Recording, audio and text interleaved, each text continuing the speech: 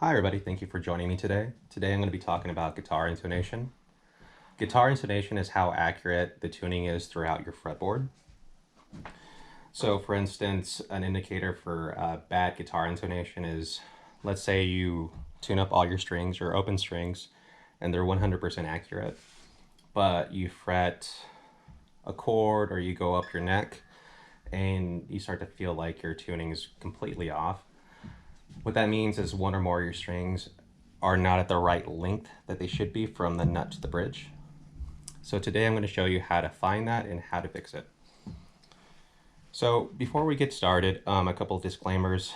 When you work on intonation, make sure that your setup is adjusted, talking about the neck, making sure you don't have a heavy bow. Another thing is to make sure that your strings are new, making sure they're not dull, and making sure that they're broken in. It's a pain when you have brand new strings and they're not broken in and you're trying to check for it because it's going to be off. So just make sure that they're broken in. Now, the last disclaimer is I use this guitar a lot, so the intonation's usually pretty good. So I tuned it up and I checked it before I did this lesson, and I just have one string that's off, and that's the B string, but that's okay. I know there's a lot of different guitar bridges around, and you'll find stuff like Floyd Rose's, the style, Telecaster style. I mean, there's different styles, but it's still the same science. It's all about the length. So I'm going to show you an example of a string that is decently intonated. So starting off with this, when you're looking for those issues, you need to focus on using the 12th fret harmonic. Making sure you have a decent tuner. This one's a little bit old, but it's a good one. You just got to be a little bit patient with it. But the most important thing is dictating your tuning with your harmonics. So I'm just going to go ahead and go forward with it. This G string is decently intonated.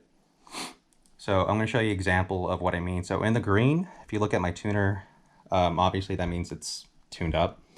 If you see a red light on either way, it means it's either sharp or flat, or just trying to get adjusted. It's a little bit old, but it's honestly one of my best tuners. I've had a lot over time, and this one just lasts. So let's get started. So you're going to hit your 12th fret harmonic. Okay, I'm in the green. As you can see, this is the G string. To really find the indicator if it's off for this string, if the length is good enough, you have to fret it, fret the 12th fret, and then compare the two. So, oops, sorry. That's the harmonic. Now we're going to fret it. It's still in green. That's an indication that it's intonated properly. Now we're going to look at the B string. Here's the harmonic. Okay, now we're going to fret it. We're a little bit sharp, but that's okay. So when you look at that and you compare it, if it's off, it usually means it's either sharp or it's flat. In this case, it's sharp. So what that means is we need more length for the string, and we need to turn it clockwise. If it had been flat, we would have had to have less length and turn counterclockwise on the saddle. That's just an easy way to memorize it. Sharp is more, go forward. Flat is less, go backwards. So before we go any further, be careful of tension. No matter what the tension is, if I'm going to add to it or decrease it, I always detune the string I'm working on. All right. Now, typically you'll probably need an Allen wrench or some kind of screwdriver.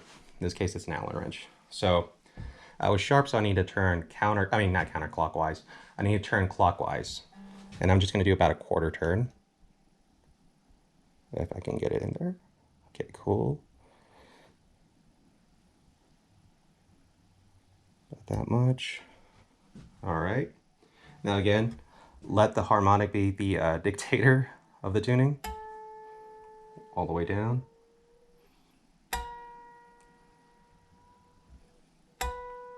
Almost there.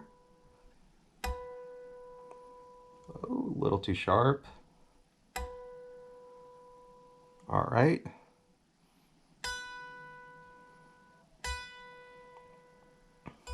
That's about right there. Cool. So, I mean, that's it in a simplified sense, at least on the science. Uh, I got lucky with this style of bridge because it makes my life a lot easier. I don't use a lot of trims. So